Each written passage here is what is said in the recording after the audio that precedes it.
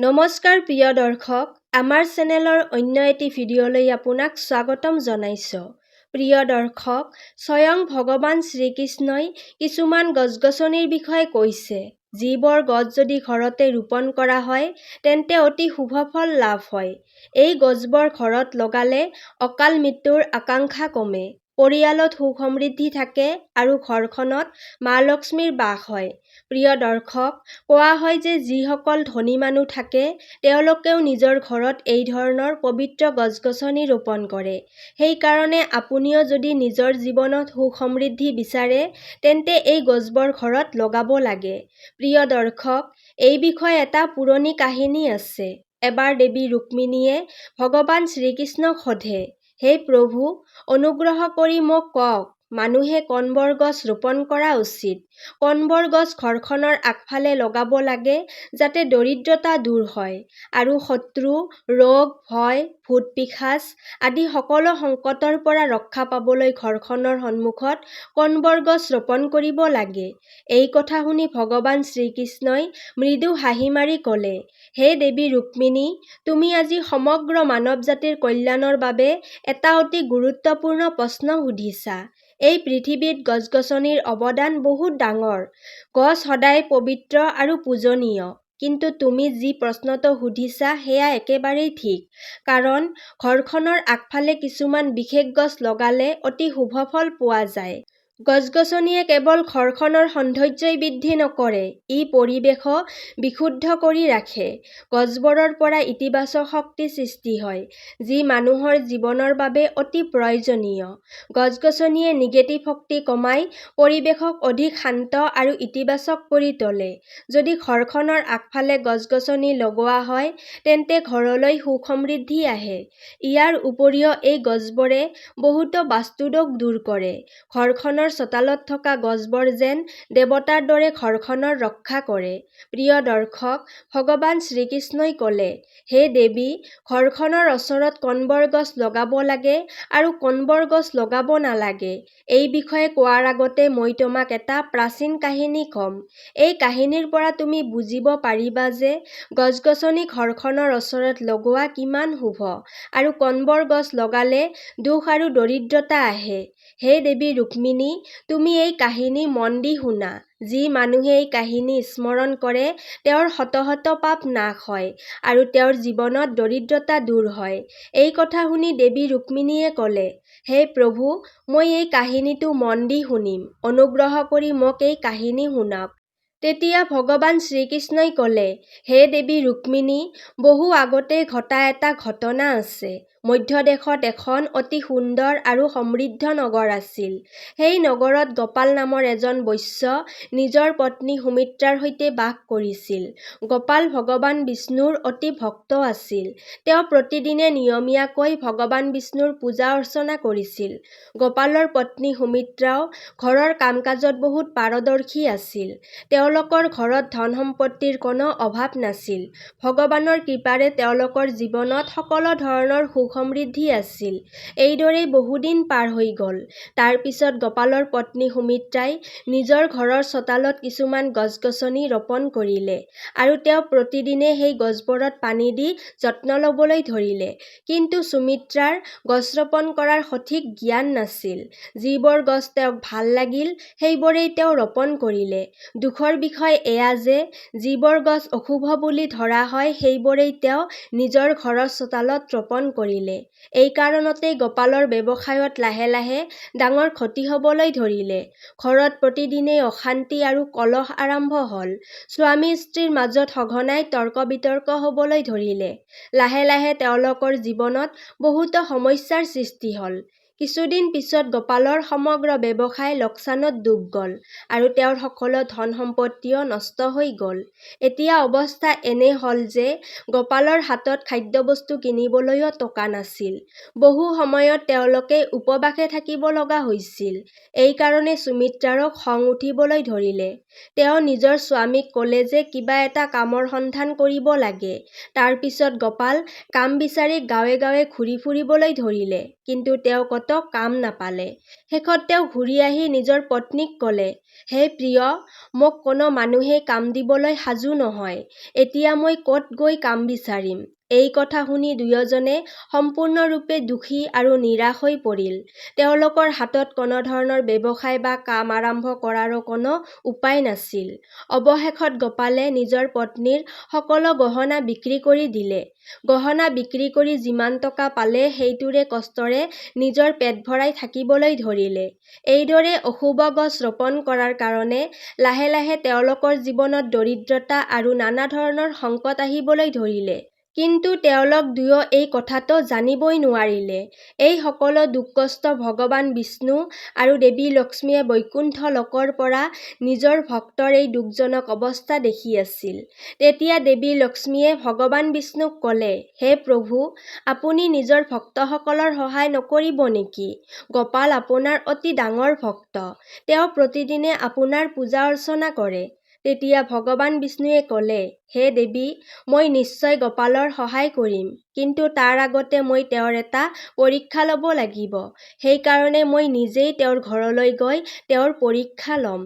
তাৰ পিছত ভগৱান বিষ্ণুৱে এজন সাধুৰ বেশ ধাৰণ কৰিলে আৰু পৃথিৱী লোকত অৱতীৰ্ণ হ'ল। সাধুৰ ৰূপত থকা ভগৱান বিষ্ণু গোপালৰ দুৱাৰলৈ গ'ল আৰু ভিক্ষা বিচাৰিবলৈ ধৰিলে। দুৱাৰত এজন সাধু অহা দেখি গোপালে তেওঁক প্ৰণাম কৰিলে আৰু ক'লে, হে সাধু মহাৰাজ, অনুগ্ৰহ কৰি ভিতৰলৈ আহক। এই দুখীয়া মানুহৰ ঘৰত আপোনাক স্বাগতম। মই আপোনাৰ কি ধৰণে সহায় কৰিব পাৰোঁ? সাধুৰ ৰূপত থকা ভগৱান বিষ্ণুৱে ক'লে, হে মহাশয়, মই তীৰ্থযাত্ৰালৈ ওলাইছোঁ। অলপ বিশ্ৰাম কৰিবলৈ এখন ঠাই বিচাৰি আছোঁ। যদি আপোনাৰ অসুবিধা নহয় তেন্তে মোক আপোনাৰ ঘৰত অলপ ঠাই দিয়ক। মই বহুদিন ধৰি ভোকাতুৰ হৈ আছোঁ। যদি অলপ আহাৰো পোৱা যায় তেন্তে আপোনাৰ বহুত কৃপা হ'ব। এই কথা শুনি গোপালে ক'লে, হে সাধু মহাত্মা, আপুনি নিশ্চয় কোনো পুণ্য আত্মা। আপোনাৰ মুখমণ্ডলত বহুত তেজ দেখা গৈছে। আপোনাৰ সেৱা কৰাৰ সুযোগ পাই মই নিজকে ধন্য মানিছোঁ। আপোনাৰ সেৱা কৰিব পাৰিলে মই বহুত আনন্দিত হ'ম। অনুগ্ৰহ কৰি আপুনি ঘৰৰ ভিতৰলৈ আহক। তাৰ পিছত সেই সাধু মহাৰাজ গোপালৰ ঘৰৰ ভিতৰলৈ সোমাই বিশ্ৰাম ল'বলৈ ধৰিলে। গোপালে তেওঁৰ যথেষ্ট যত্ন আৰু সেৱা কৰিবলৈ ধৰিলে। কিন্তু গোপালৰ ঘৰত খাবলৈ এটা দানাও নাছিল।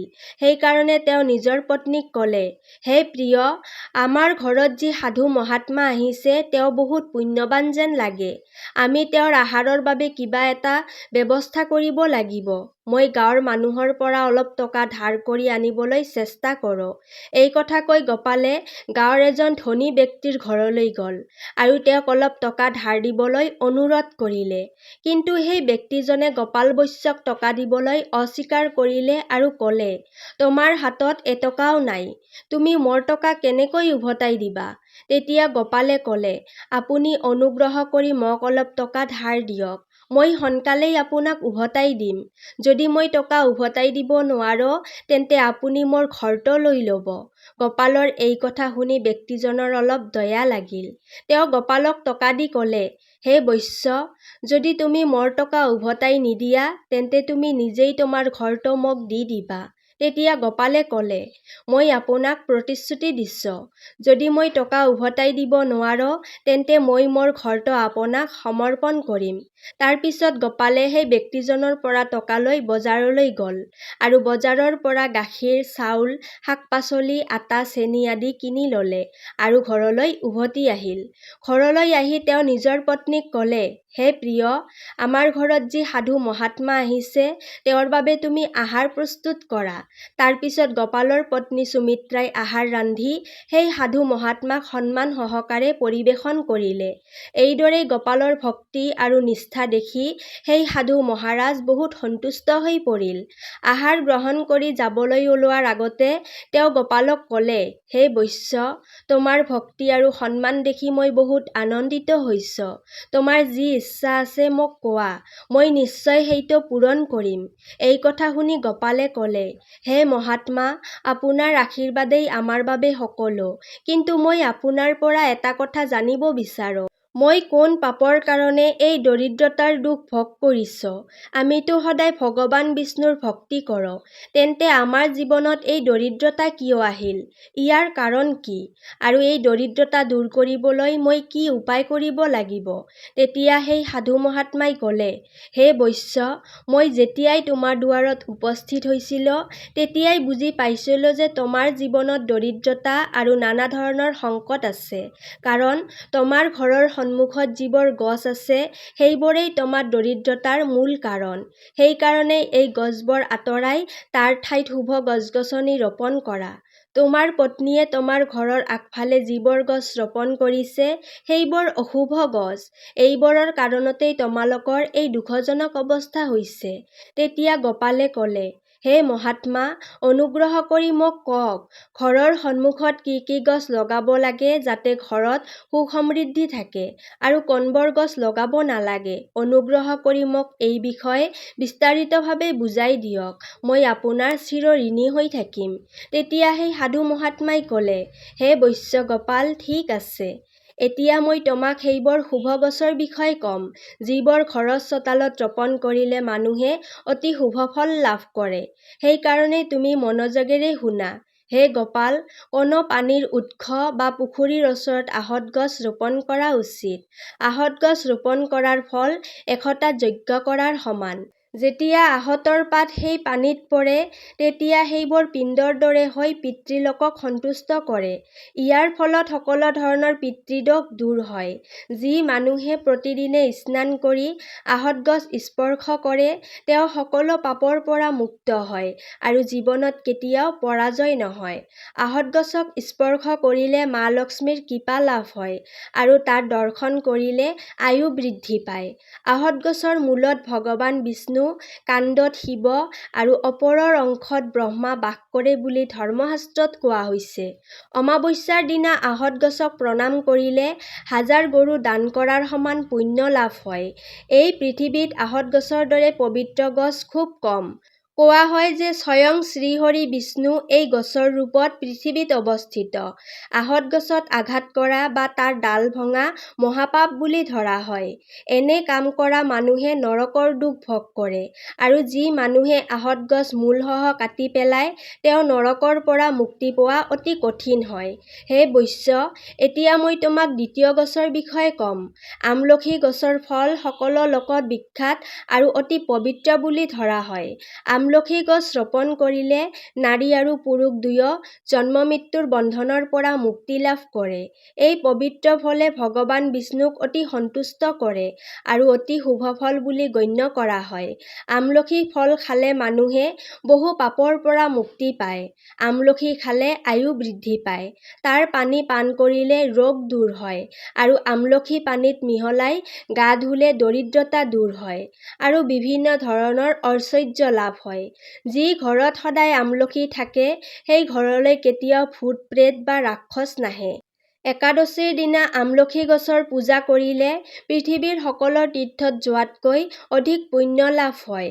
যি মানুহৰ ঘৰৰ সন্মুখত আমলখি গছ থাকে, সেই ঠাইত স্বয়ং লক্ষ্মী-নাৰায়ণ বাস কৰে বুলি বিশ্বাস কৰা হয়।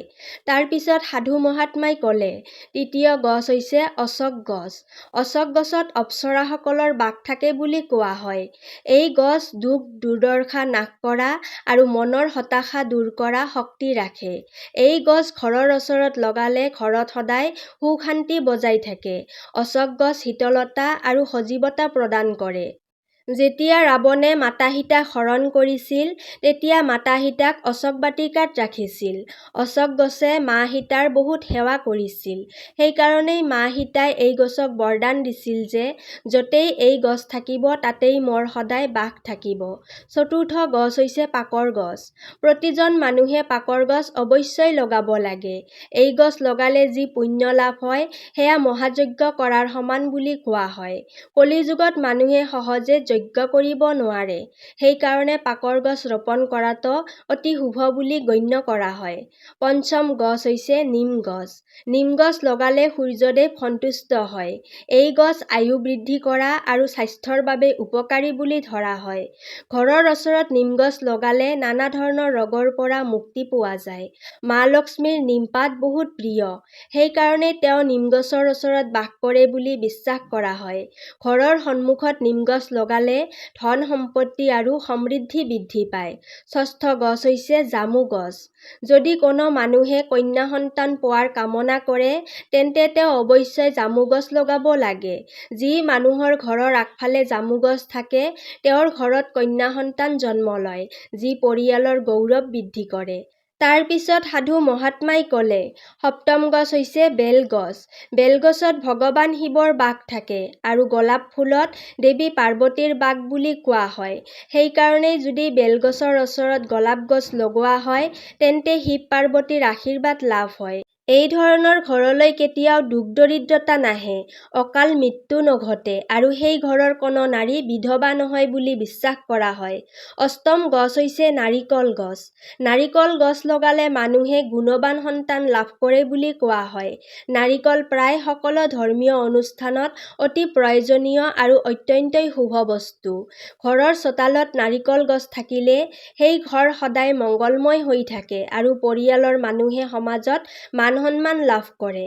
কুন্দ আৰু মগৰাৰ গছ। এই গছত গন্ধৰ্বসকলৰ বাস থাকে বুলি বিশ্বাস কৰা হয়। এইবোৰ গছ ঘৰৰ ওচৰত লগালে কামত সফলতা আৰু শুভ ফল লাভ হয়। বিশেষকৈ যিসকল লোকসংগীত, নৃত্য বা কলাৰ ক্ষেত্ৰত কাম কৰে তেওঁলোকে এই গছ অৱশ্যই লগাব লাগে। কিকৰ গছ। যদি কোনো মানুহে চোৰ ডকাইতৰ ভয় খাই থাকে তেন্তে তেওঁৰ ঘৰৰ ওচৰত কিকৰ গছ লগাব লাগে। এই গছে চোৰ ডকাইতক ভয় দেখুৱায় আৰু ঘৰখনৰ ৰক্ষা কৰে। লেহেকুৱা বা কমল গছবোৰে পুণ্য আৰু লক্ষ্মী প্ৰদান কৰে। এইবোৰ গছ লগালে দুখ দৰিদ্ৰতা দূৰ হয়। ঘৰৰ উত্তৰ দিশত যদি কনক চম্পাৰ ৫ডাল গছ লগোৱা হয় তেন্তে ধনৰ বৃদ্ধি পায়। কলগছ। কলগছ অতি শুভ। এই গছে ঘৰত সুখ সমৃদ্ধি আৰু আনন্দ আনে। কলগছত ভগৱান বিষ্ণুৰ বাস থাকে বুলি বিশ্বাস কৰা হয়। সেইকাৰণে ঘৰত কলগছ থাকিলে খাদ্যৰ অভাৱ নহয়। পাৰিজাত গছ। এই গছক পাৰিজাত ফুল বুলিও কোৱা হয়। এই গছৰ উৎপত্তি সমুদ্ৰ মন্থনৰ সময়ত হৈছিল। দেৱী লক্ষ্মীও সেই সময়তেই প্ৰকাশ পাইছিল। সেইকাৰণেই পাৰিজাত গছৰ বিশেষ গুৰুত্ব আছে। যদি এই গছ ঘৰত লগোৱা হয় তেন্তে মাতা লক্ষ্মীৰ বিশেষ কৃপা লাভ হয়। ডালিম গছ। যি মানুহে এজনী সুন্দৰ, শিল্পৱান আৰু সৌভাগ্যশালী পত্নী বিচাৰে তেওঁ নিজৰ ঘৰৰ চৌহদত ডালিম গছ অৱশ্যই লগাব লাগে। এই গছ লগালে ভাল গুণসম্পন্ন পত্নী লাভ হয়। এইদৰেই সাধু ৰূপত থকা ভগৱান বিষ্ণুৱে গোপালক সকলো শুভ গছৰ বিষয়ে বুজাই দিলে। ডালিম গছ। ডালিম গছে কেৱল স্বাস্থ্যৰ বাবে উপকাৰী ফলেই নহয়, এই গছক শুভতা আৰু সৌন্দৰ্যৰ প্ৰতীক হিচাপেও গণ্য কৰা হয়। ইয়াৰ ৰঙা ফুল আৰু ফলৰ বাবে ই ইতিবাচক শক্তি সৃষ্টি কৰে। এই গছক দেৱী লক্ষ্মীৰ প্ৰতীক বুলি ধৰা হয়। ঘৰত এই গছ থাকিলে ধন, সমৃদ্ধি আৰু পৰিয়ালৰ মাজত মৰম স্নেহ বৃদ্ধি পায়। ডালিম ফল খালে দেহ সুস্থ আৰু শক্তিশালী থাকে। পলাক গছ। পলাক গছে ব্ৰহ্ম তেজ প্ৰদান কৰে বুলি কোৱা হয়। সেইকাৰণে এই গছ ৰোপণ কৰাটো অতি শুভ। পলাশক ধৰ্মৰ গছ বুলি কোৱা হয় আৰু ই ব্ৰহ্মা আৰু অগ্নিৰ প্ৰতীক বুলি গণ্য কৰা হয়। ইয়াৰ ৰঙা ফুল শক্তি, উদ্যম আৰু উৎসাহৰ প্ৰতীক। এই গছে মানুহৰ আধ্যাত্মিক উন্নতি ঘটায়, সাধনা আৰু তপস্যাত সহায় কৰে আৰু মানুহৰ ভিতৰত আধ্যাত্মিক শক্তি বৃদ্ধি কৰে। পলাশৰ কাঠ আৰু পাত যজ্ঞ আৰু পূজাত ব্যৱহাৰ কৰা হয়, যিয়ে পৰিৱেশ পবিত্ৰ কৰে। যি মানুহে বংশ বৃদ্ধি আৰু সন্তান লাভৰ কামনা কৰে তেওঁ নিজৰ ঘৰত অশোক গছ অৱশ্যই লগাব লাগে। যদি কোনো মানুহ ৰোগত ভুগি থাকে তেন্তে তেওঁ ছজিনা গছ লগাব লাগে। এই গছে বহু ডাঙৰ ৰোগো দূৰ কৰে আৰু স্বাস্থ্য উন্নত কৰে বুলি বিশ্বাস কৰা হয়। এতিয়া জানো কোনবোৰ গছ ঘৰৰ সন্মুখত লগাব নালাগে। নম্বৰ ১. মৰুভূমিৰ গছ। এই ধৰণৰ গছৰ কাইটবোৰে নিগেটিভ শক্তি সৃষ্টি কৰে। ইয়াৰ ফলত ঘৰৰ ঘৰত মানসিক চাপ, হাই কাজিয়া আৰু অশান্তি বৃদ্ধি পায়। ঘৰৰ চৌহদত কাঁইটীয়া গছ লগালে বাস্তুদোষ সৃষ্টি হয়। ইয়াৰ ফলত আৰ্থিক সমস্যা, স্বাস্থ্য সমস্যা, পৰিয়ালত অশান্তিয়ে দেখা দিব পাৰে। নম্বৰ 2, তাল গছ। মানুহে কেতিয়াও ঘৰৰ চৌহদত তাল গছ লগাব নালাগে। এই গছ সন্তানৰ উন্নতিত বাধা সৃষ্টি কৰে। যি ঘৰৰ চৌহদত এই গছ থাকে সেই ঘৰৰ সন্তানৰ উন্নতি নহয়। নম্বৰ 3, গাখীৰ ওলোৱা গছ। যিবোৰ গছ কাটিলে বা ভাঙিলে গাখীৰ ওলায় তেনেকুৱা গছক ঘৰত লগাব নালাগে। এইবোৰ গছক অশুভ বুলি গণ্য কৰা হয় আৰু ঘৰত সমস্যা বৃদ্ধি কৰিব পাৰে। এইদৰে সাধু ৰূপত থকা ভগৱান বিষ্ণুৱে গোপালক সকলো শুভ আৰু অশুভ গছৰ বিষয়ে সম্পূৰ্ণ জ্ঞান দিলে। ঘৰৰ সন্মুখত কণবৰ গছ লগাব নালাগে। ঘৰৰ সন্মুখত কেতিয়াও বাবুল গছ লগাব নালাগে। এই গছ লগালে বিপদ-আপদ আহে বুলি কোৱা হয়। ঘৰৰ আগফালে বগৰী গছো লগাব নালাগে। ইয়াৰ ফলত নেগেটিভ শক্তি বৃদ্ধি পায়, ধনৰ ক্ষতি হয় আৰু নানা সমস্যা দেখা দিয়ে। ঘৰৰ একেবাৰে সন্মুখত আম গছ লগাব নালাগে। এই গছৰ ছাঁ ঘৰখনত পৰিলে অশুভ ফল দিয়ে। সেয়ে এই গছ অলপ দূৰত লগাব লাগে। কোনো মানুহে নিজৰ ঘৰৰ সন্মুখত অমিতা গছ লগাব নালাগে। এই গছ লগালে ধনৰ ক্ষতি হয় আৰু দৰিদ্ৰতা আহে। যদি অমিতা গছ ঘৰৰ পূব দিশত থাকে তেন্তে দৰিদ্ৰতা আহিব পাৰে। যদি বটগছ ঘৰৰ পশ্চিম দিশত থাকে তেন্তে ঘৰত শান্তিৰ পৰিৱেশ থাকিব পাৰে। যদি দক্ষিণ দিশত তুলসী গছ থাকে তেন্তে সন্তানৰ কষ্ট হয় বুলি বিশ্বাস কৰা হয়। যদি কোনো মৃত গছৰ ছাঁ ঘৰখনত পৰে তেন্তে সেয়া অশুভ আৰু মৃত্যুৰ সংকেত বুলি ধৰা হয়। সেই গছ তৎক্ষণাত উঘলাই পেলাব লাগে। মৰুভূমিৰ গছবোৰ সাধাৰণতে শুকান আৰু কঠিন পৰিৱেশত বৃদ্ধি পায়। এই গছবোৰত কাঁইট আৰু মোটা ডাঠ থাকে, যি পানী সংৰক্ষণৰ বাবে উপযোগী। কিন্তু এইবোৰ গছ ঘৰৰ ভিতৰত বা চোতালত থাকিলে শুভ বুলি গণ্য কৰা নহয়। তাৰ পিছত সেই সাধু মহাত্মাই গোপালক ক'লে, হে গোপাল, মই তোমাক সকলো শুভ আৰু অশুভ গছৰ বিষয়ে ক'লো। এতিয়া তুমি এই নিয়ম অনুসৰি গছ-গছনি ৰোপণ কৰা আৰু ভগৱানৰ কৃপা লাভ কৰা। তেতিয়া গোপালে ক'লে, হে মহাত্মা, আপুনি আজি মোক অতি উত্তম জ্ঞান দিলে। মই আপোনাক অন্তৰৰ পৰা ধন্যবাদ জনাওঁ। তাৰ পিছত সাধুৰ ৰূপত থকা ভগৱান বিষ্ণুৱে গোপালক আশীৰ্বাদ দি হঠাৎ অন্তৰ্ধান হৈ গ'ল। এই দৃশ্য দেখি গোপাল আৰু তেওঁৰ পত্নী আচৰিত হৈ পৰিল। পিছত তেওঁলোকে বুজি পালে যে স্বয়ং ভগৱান বিষ্ণু তেওঁলোকৰ ঘৰলৈ আহিছিল। তাৰ পিছত গোপালে সাধু মহাত্মাৰ উপদেশ অনুসৰি নিজৰ ঘৰৰ আগফালে বহুতো শুভ গছ-গছনি ৰোপণ কৰিলে।